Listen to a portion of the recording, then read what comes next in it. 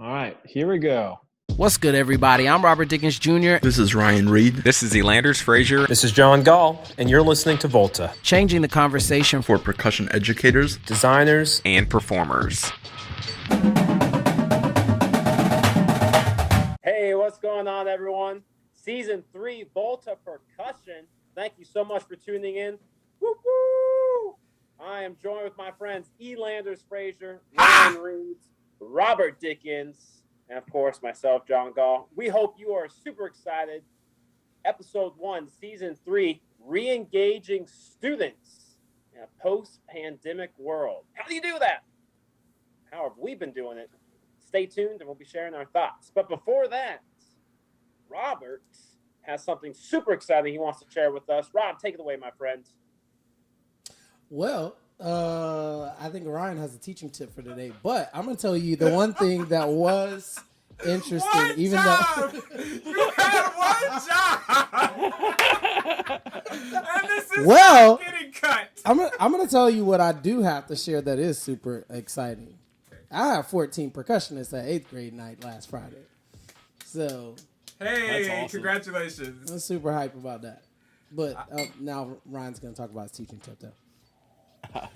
So in season 3, we're going to try and give you a teaching tip or a design moment in every episode. So we're kicking off the season with a teaching tip, and the teaching tip of the day or the episode is working your electronics in as soon as possible. This is kind of a design tip as well, but in terms of making sure somebody on staff is just aware of the electronics when you get those in from your designer, or if you're designing them yourself. That's one of the easiest elements of your production to get in almost right away and make it right away and get kids excited about, because that's also something that's very different in terms of it's not a snare drum or a tenor or a marimba or anything that they can play. It's what allows them to be unique to their production and unique to their organization and their voice.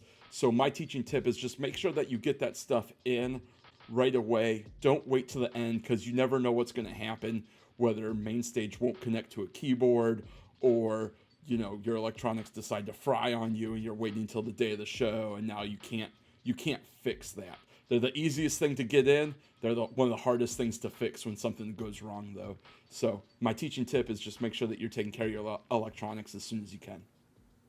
Nice. Well That's said. actually what I spent this last weekend doing at one of my schools, was like, okay, let's take 2 hours and let's figure out what actually works. Sadly, we realized that the snake that we have, it had 4 channels supposedly that worked. And out of those 4 channels, only 2 of them actually worked. So yeah, kind of a sad face for electronics, but we did get everything mic'd up. Everything was mic'd up. We could hear everyone. We're working on getting some sound design stuff and all that now. But yeah, talking about this episode, I think probably one of the most difficult things for me has been just like re-engaging with students, especially since the pandemic has happened. Like I have, and I think everybody has, like 2 groups of freshmen almost. You know what I mean? So it's like 2 groups of students that you don't really know very well. And it's been great to me to see those kids in class, because for some of those students, it's like, yeah, we're like re-engaging those students. But the newer students, it's like I'm engaging 2 new classes of students all at the same time. So I think one of the things that I probably have done more to kind of start to re-engage my students is probably communicating with them more often than I would have previously. I would have really, really just relied on just being there in person and then just talking to them when I see them. But like now I've had to really use electronic means and just really take as much care as I can with every time that I see them, to like, hey, how are you doing, so-and-so? Like, what's going on with this? What's going on with that? You know what I mean? Just trying to build up that rapport that we probably would have had we had all that face-to-face time. So I know that that's challenging. Like, how have you guys dealt with, I guess, like now having students being back in person and dealing with that gap of students that have completed an entire year but they may or may not have completed an entire year with you face to face. Yeah, I think kind of exactly what you were talking about is just building that relationship and that rapport with the students and making sure that they know that even though they might feel like they're behind, like they can get caught up, because I've had a couple students that came in very overwhelmed after being either virtual or hybrid last year. And they've come in kind of overwhelmed just based on where the students are that were in school all year.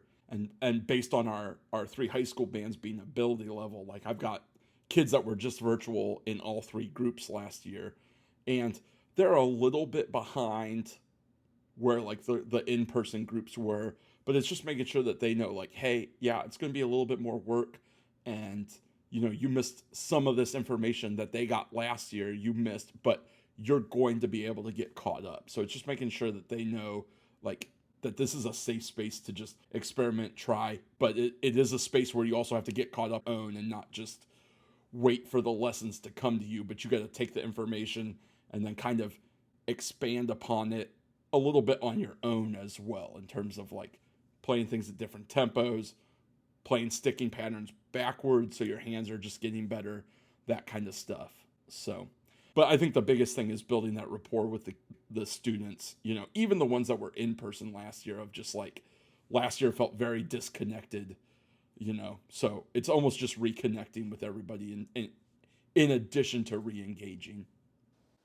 Yeah, I definitely feel like one of the things that's probably been also tough around, I guess, for one of my schools, I'll say in particular, which update for those of you that don't know, I'm a new assistant band director at one of the schools that I was previously the percussion director at.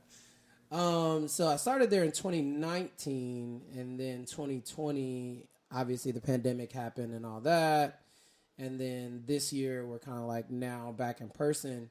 So it kind of, for me, it kind of still feels like I'm in like my first year, almost second-ish year, because I feel like some of the momentum that I would have built up with those kids from 2019, like I completely lost all of that going into 2020 and everything going the way that it did then.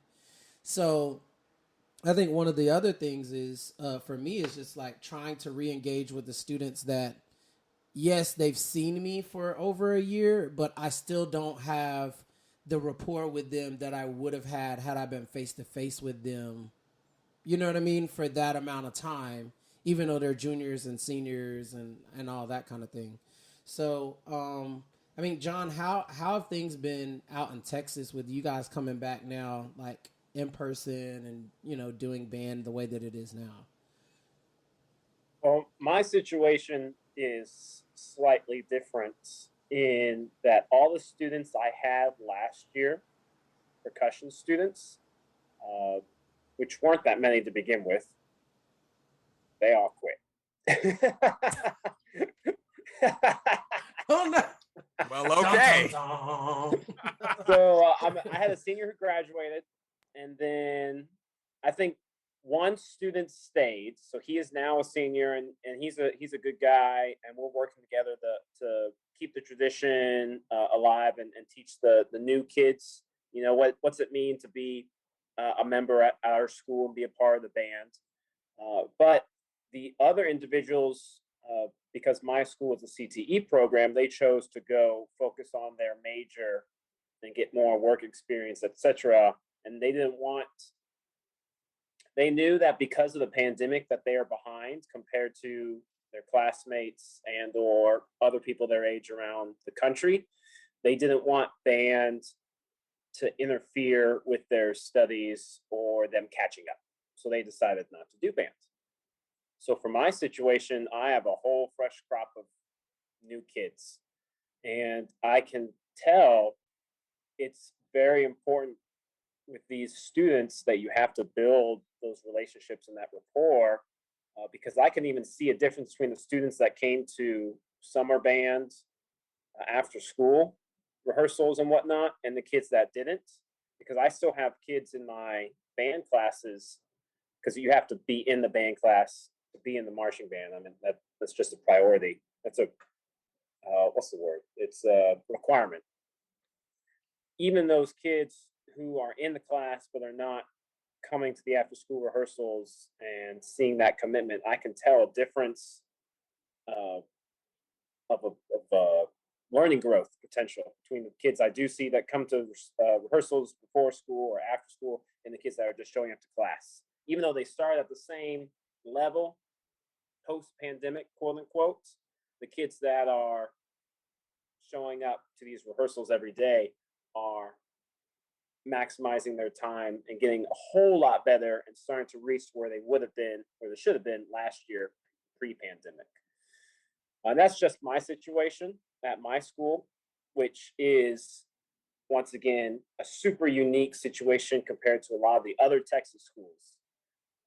But overall, it really all came down to if the kids during the pandemic last year, depending on where the school was in Texas, if they were more of an inner city school and they had to follow either the online learning or maybe the hybrid learning compared to more of the rural schools that I don't want to say didn't care as much or weren't as afraid because it's definitely a horrible disease that's affected millions of people.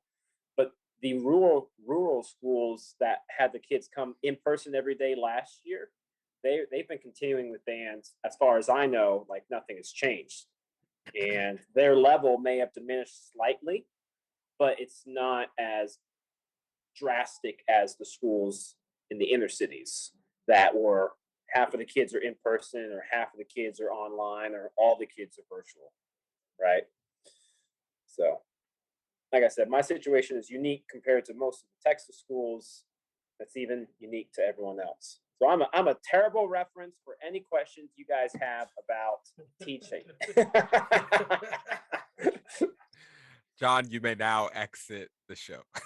Thanks for having me, guys. See you next season. I can't say I can really comment that much on this topic in the current space because I don't teach during the fall. The last iteration of students that I had was coming off last season going into summer.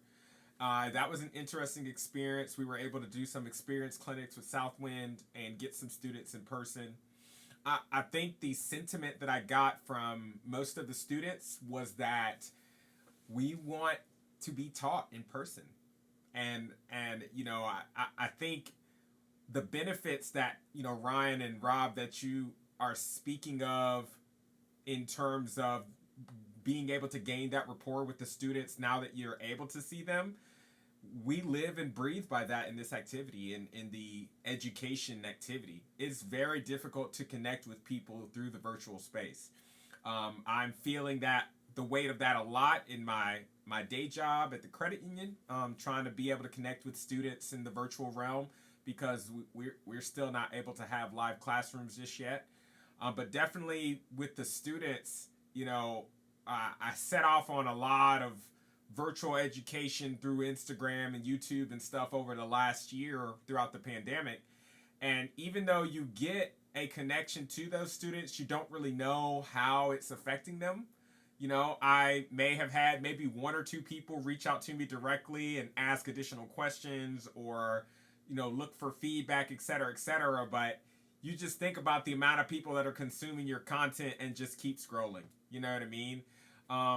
You don't know if it's having an impact, if they actually getting what you're trying to level with, or if they even care. You know what I mean?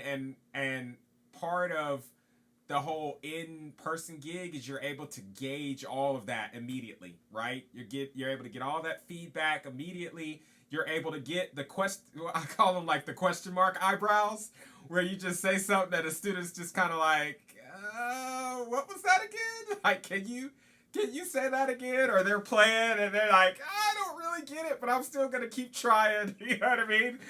So I love that aspect about it. We only got to see the students 5 weekends over the summer. And every single weekend, I think I missed one of them. Every single weekend, I could see the level of growth in the students that were coming back consistently, how they were progressing, and the information that they were taking in. They would ask questions over the lunch break. They would ask questions at the end of the day. Some reached out through social media or by email just to gain more information and insight. And that's part of the beautiful thing about our activity is that, that's the rewarding part is students wanting to learn more. But I hate that, there is this overwhelming sense of disengagement if you're not in person. You know what I mean? It's like, well, there's no benefit for me if I'm not in person. What's the point? And I feel like a lot of students have felt that way. Like, what do I get out of it if it's not in person? And I would urge any student that might be taking in this content and listening that even if it's a virtual component, there's still things to be gained from it, right? There's still information to glean off of it. It can still be very impactful. It's all about what your goals are and what you're trying to get out of it, right? Because we don't know what the future holds. We don't know if there's going to be another wave and everybody's going to be sent home again. Like, I hope that that's not the case, you know what I mean? But because we genuinely don't know, the good thing is that we've set up tools to be able to try to continue things forward, even if drastic things do happen. And we need to use those tools to our advantage. And part of that is just understanding what do you personally want to get out of it? What do your teachers have available? And then maxing out that interaction, that connection, whether it's over virtual, if it's once a week, if it's, through lesson plans that are, you record a video and send it, and then I send feedback. Like, this is a reality now, and we've got to figure out how to continue moving forward through it. So a lot of that comes down to are we getting students excited, about what learning in general, but whether it be virtual or in person or whatever. Because I agree with your sentiment a lot, Elanders, of like kids want to be taught in person because that's the way we're used to learning. Like we all want that sense of normalcy, and that's a sense of normalcy for us, and our competitive seats up here in the tri-state area of Ohio, Kentucky, Indiana. And that's the biggest thing I've seen with the return of like marching band shows and competitions and that kind of stuff is that kids are excited about getting to perform live again because a lot of them didn't have those opportunities. Up here there were school districts that didn't have concerts last year, and there were a lot of programs that went away during the winter because it was mostly a virtual season or an all virtual season, or their school district would only let them participate in the virtual season, so it wasn't like normal, so they just weren't going to do it, and there's still quite a few marching bands up in this area that, because of the state that we're in with the pandemic and everything, that are not doing marching band all out. Like they're taking a step back approach again. And I'm not going to fault anyone. Everyone's going to make the right decision for their program, regardless of what that is. Whether that's put your kids on buses and go to shows or just go to football games. Like, you got to make the right decision for your program. But I think it's our responsibility as educators to part of the re-engagement is getting kids excited about performing again and getting kids excited about music again and getting them to realize, like, hey, as you said, this could go away again at any moment.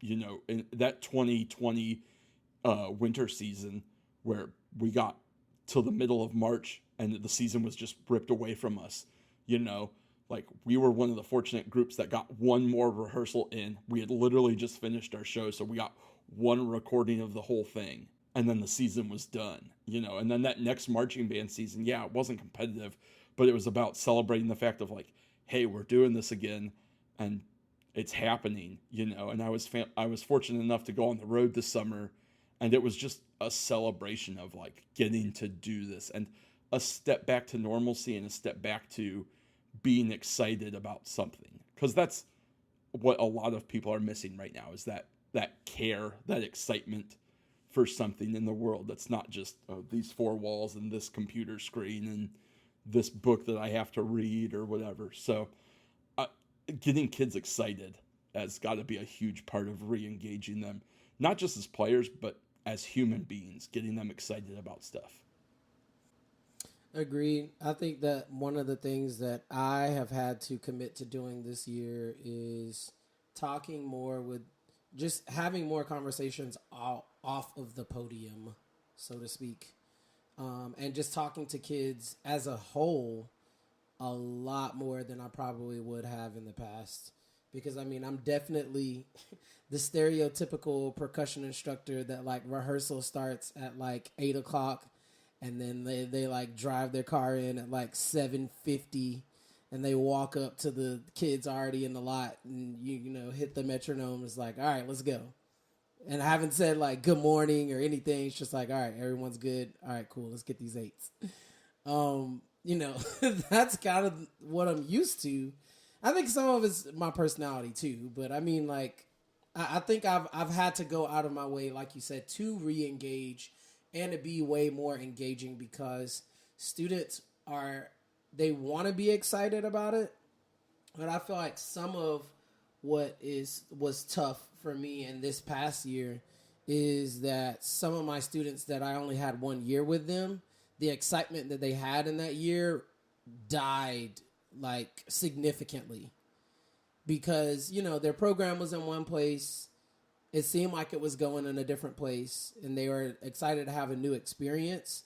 And then all of that was gone. And then now they're, you know, just back somewhere else. So it's almost like, you know, we're just starting over again, you know, first date status again. So what I've had to do is, again, like I said, I'm just definitely having to engage a lot more than I probably would have wanted to, or probably would in a normal year, I guess. But I'm excited for hopefully, you know, drum corps and things like that to be on its way to being back. Because I that's another thing that's been tough too is students haven't had the normal inspiration that they would normally have from drum corps and going to see drum corps shows. And, you know, I have 2 years of kids that have never seen a drum corps in person. I mean, they really probably, I mean, at best, maybe they've seen, you know, some high school groups if they went to a contest or something like that. But a lot of kids that they just don't have the normal things that we would use to, you know, bring that excitement. John, looks like you got something to say, buddy. Talk to us. I did, but I kind of forgot. Or what I was going to say doesn't segue easily. Probably the only thing what I was really going to say was one thing I can relate on is that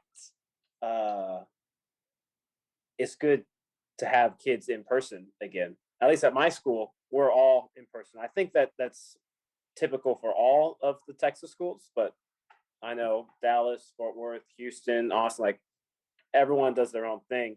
But at least at my school, we're all in person. And it's exciting to see kids again. And it's exciting and cheerful or happy, or however you want to say it, to see kids be kids outside of the rehearsal side. So like I've set clear expectations with all my kids at the beginning of the year. And that took a while to ramp up to just get them back into the routine of this is school. This is how you do school. This is how you do drumming. This is how you do life, etc. Responsibilities, things like that. But one thing I've also done to help re-engage my students is I've opened up the band hall for lunch. Typically, I'm a very no food, no drink in the band hall type of guy because when I arrived at Trimble Tech, it was a junkyard. Nice way of putting it, since we don't use that language on this podcast because we're G-rated most of the time. But I mean, it was dirty, and there were cockroaches, and it was bad. So I cleaned and fixed that all up, and the pandemic happened, so kids weren't showing up to the band hall to begin with, which in that aspect kept my band hall nice and clean. But now with kids being in person, I had to set clear expectations, and I was going to be like, no food, no drink. But we have over 1,500 kids at my school, and that's small in Texas-sized schools. But they all have one lunch period, and it's 45 minutes. And the cafeteria at our school can only host 300 to 500, maybe. So most of our kids, they leave campus, go out to neighboring restaurants, QTs, gas stations, whatever, and then come back. And so in order to re-engage the kids and get them to find that safe place that you were talking about, Ryan, in band and wanting to hang out at the band hall, I've just opened that up for lunch. Now I don't let anyone else who's not in band be in it, and I put out my vacuums at all the doors, and I'm always calling kids out, like, "Hey, why is there trash in my band hall? Hey, why is that food crumb on there? I'm gonna take away your privilege." And having that, that jab here and there with the kids, showing that you kind of care about their well-being, and you're just doing that type of, that conversation with them, holding them accountable, but also being friendly instead of super serious John Gaal, drum corps John Gaal that you guys know me of. They start taking accountability and ownership for their band hall and themselves, and they clean up after themselves. So we keep that privilege going. But like I said, it's exciting to see kids come up before school, wait outside the band hall until I unlock it, or they come in during lunch to eat, or even that quick 30 minutes after school before rehearsal starts. They're just hanging out, being kids again. And I think finding more ways for kids to be kids without suffering the educational content is extremely important. I know we do a lot of competitions. I'm very competitive, and so I try to create those incentives since they've not been trained inwardly for the kids. Since they've missed that training. Creating those extrinsic, reward challenges of, hey, the Jimmy over here, he can play his scales and he's going to get this chocolate bar. Let's see anyone else can beat him, and just get the kids against each other, but in a friendly banter manner. It helps re-engage the kids into learning and finding that learning is fun and getting better is fun. And it takes hard work, sure, but I think finding those opportunities to keep kids, remind them why they're doing bands and the importance of relationships and whatnot. I think that's important. I wonder, how has the re-engagement of your other staff members been since y'all have been back in person to reconnect with those people face to face if you haven't had the opportunity? I know it was a treat to be able to see the few folks that I saw over the summer. It was only like maybe 3 of us that I saw, between 3 or 4 people that I saw between the rehearsals that we had. But this is, I haven't seen these people in a year and a half almost. So it was like, bro, where you been all my life? You know what I mean? Like, it's like reconnecting on a major basis. My buddy David, we sat and talked probably for another half an hour after a rehearsal because I hadn't talked to him in person in over a year. And like, it's one of those things to where like human connection is so important. And I don't know, we really like put those pieces together until we were forced to be separated so long. Like, I felt like we really took it for granted. And it's like, it's so important that, mental health has been such a big thing, and it's so big in mental health is just being able to connect with another human being. Like, feeling isolated can be draining. It can be toxic. It can be, hurtful. Like, we have to have that. So how has it been for you all being able to re-engage with like the other faculty members, other staff members, etc.? For me, it's been great. I always feel pretty close to the people that I work with. So just being able to, after, a game or something like that, everybody go out and get wings and whatever, just hang out after a football game has been great because it feels more normal. And then two, we already have so many things in common, and we share a similar vantage point during the pandemic because we're all separated from, teaching our students and all that kind of thing.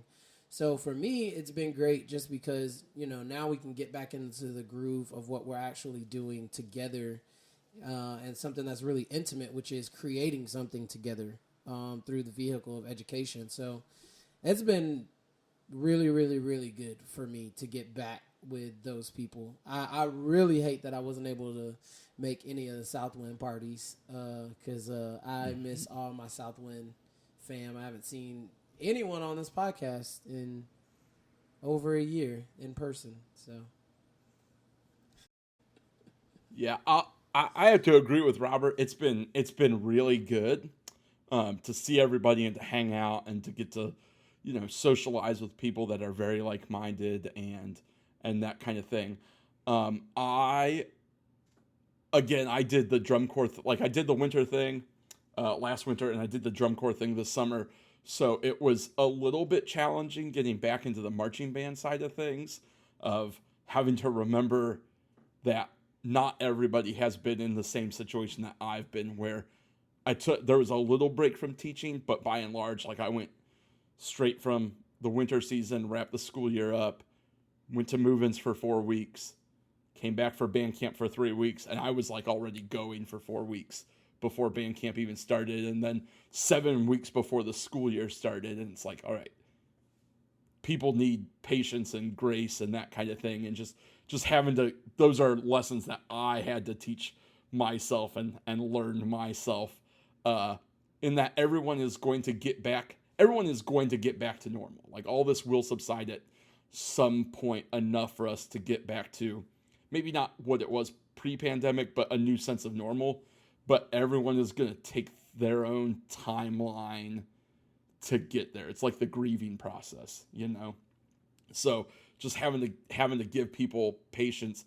And since I had been going, using that to be able to have influence of hey, no, these students are ready to do this, or hey, no, we are ready to push them like this, or we're ready to go, or you're getting to that third block of band camp and you're all right, I know we're all tired, but we got to go, that kind of thing. And just being able to use my experiences over the last 6 months specifically to try and help other people get back to that sense of normalcy, and either help them on their timeline or helps expedite their timeline a little bit. But I think that's been another thing as well, is that it's been great to see everybody, and it's forced me to just be a better person in terms of being patient and giving grace and that kind of stuff.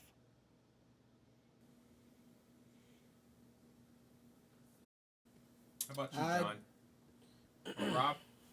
No, I was gonna say, when Ryan said that about having patience, I oh God, my ears caught fire. I 100% understand, because I've been in multiple situations where there's some people that are okay, let's go ahead, and other people are just maybe let's wait, and I'm definitely a go ahead person. So I just been sitting on my hands the whole time, being yeah, it's a pandemic, but mask up. Let's go. Let's do whatever we can do, to the max. I like that. Nothing's really changed for me. I've just been doing the same old, same old. I was in the same situation as you, Ryan. I did school, maybe took a week off of doing my part-time job, and then did drum corps over the summer. And that was really, really nice to be able to, even though it was unique and different, and people didn't know how it was going to work out. I think it worked out pretty well at the very end. But just being able to see the kids during the summer and hang out with the staff I haven't seen in a long time, that was really enjoyable to catch up with them. But speaking from my other director's perspective, I can definitely see his mental health has greatly improved with students being in person and things starting to get back to normal. That's good, man. I like the fact that there's recognition and awareness of the people around us, and being able to meet them where they're at. You know what I mean? That's a big part of being a great educator, and just being a great human being, is understanding, kind of to Ryan's point, everybody's going through this process differently. Some people were affected more harshly than others. A lot of people had different things go on in their family, in their lives, etc. And meeting people where they're at, coming to terms with each other, and then saying, okay, how can we move forward together? That's such a big piece of everything that's been going on. And I think the big portion of re-engagement is kind of getting to that level with everybody, is meeting them where they're at, even the students, right? And then saying, okay, this is where we're at, this is where we want to be.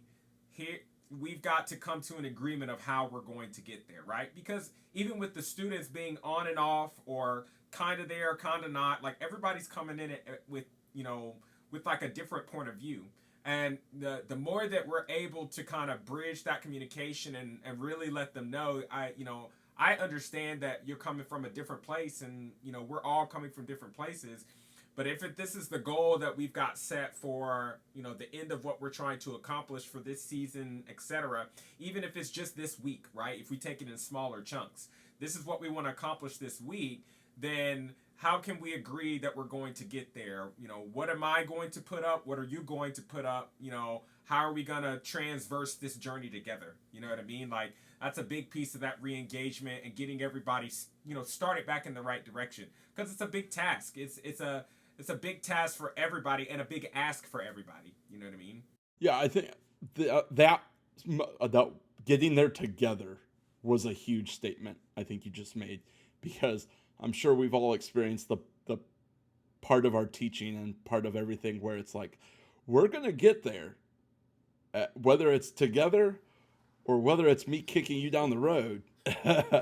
Not actually kicking kids down the road, but whether it's, by hook or by crook, we're going to get there. And now it's a little bit more of like, all right, we've got to get there together for the sake of everybody and for the health of everybody, So I've also noticed, and I don't know, Robert and John, if you guys saw this, or Elanders, if you saw this with the summer clinics, but like, kids want to learn, and kids, at least my students, seem like they want to be pushed a little bit more even. They don't always like it, but they seem like they want to be part of something great now that they've had everything ripped away from them. They want to be part of something great. I definitely felt that sense of, what's the word? Like, we haven't had enough. You know what I mean? We did visual block for about an hour and 15 minutes. I do my little mid hype. Like, if y'all do good on this rep, I'm gonna get y'all a bonus rep in. Sometimes they go 3-4 bonus reps. Like, it didn't phase them to go that extra mile. Like, they were ready for that tempo to creep up, for to get pushed. Anytime you're clicking sticks, you feel this like fraternal, paternal connection with the students, to where it's like, all right, y'all coming with me. Like, there's no met. It's not a computer. I have to put out just as much energy to click these sticks faster as you do to move your feet faster, etc. You know what I mean? And to see students back in person, to feel that engagement, that face to face, where they're like, what? The counting starts getting louder and everybody starts getting more hype. Like, that's the kind of stuff, like, man, makes your heart melt and you miss it. And it's like, that these students are here for the right reason. Like, they're here to be pushed. They're here to be great. They're ready to go for it with whatever they want to do. You know what I mean? It breaks my heart that I don't teach in the fall, because it's like I'm having to ride that wave from July all the way to the winter. One personal experience or story I'll share before closing off here is one of our students. He wasn't able to attend the summer band camp at all, and so he came in late, and he wasn't even a band student. We didn't even have him on a roster. He's like, hey, I want to join bands. I did it in middle school. And we were like, okay. And it was cool because I heard him talking to some friends on Friday, and they were like, why are you practicing all the time? This guy, he plays trumpet. He's literally practicing all the time. He's like, oh, I want to be a part of the band. I want to go to the football games and play in the stand tunes and wear the uniform and do all that, because we have a requirement. They have to pass off their music before they can come join, because we have like the marching band aspect, and then the green members who they're working their way to get in. He's talking to his friends. He's like, well, why are you guys in band if you don't want to play your music and get better? I mean, that's awesome. It's fun. And like, you'd go off and play and practice, and the other kids would look around and be like, maybe we should do that. Now, they didn't take any forward steps, but it's exciting to see that one kid challenge his peers, be like, why are you in band if you don't want to play music and be a part of something bigger than yourself, right? So it's exciting that the kids are starting to re-engage in something bigger than themselves. It's exciting that the kids are starting to re-engage with each other face to face, in person, and starting to see those relationships building and them growing as musicians and as people. Guys, is there anything else you want to want to say regarding this topic before we close it here? Any other examples? No? Well, everyone, thank you so much for listening to Season 3, Episode 1, Re-engaging Everybody. How do you do that? Hope you learned something. Hope you enjoyed re-engaging with us. We'd love to re-engage with you. It's been a while, but you can email us at voltapercussion@gmail.com. You can follow us also on all the social medias, Instagram, YouTube, wherever you get your podcasts. You can find us there. We'd love to re-engage with you, so please send us some emails, some questions, and maybe some topics you'd love for us to talk about, maybe some people you'd love to see on the show. What can we do to help spice things up? Besides that, Elanders, Ryan, Rob, thank you so much for taking the time out of your busy schedule to hang out with me and to share your experiences and to share with the percussion community and anyone else who's listening all across the world. Volta Percussion, we appreciate you guys listening. Hope you have a wonderful rest of your day. Peace. And cut. Stock John Gaal.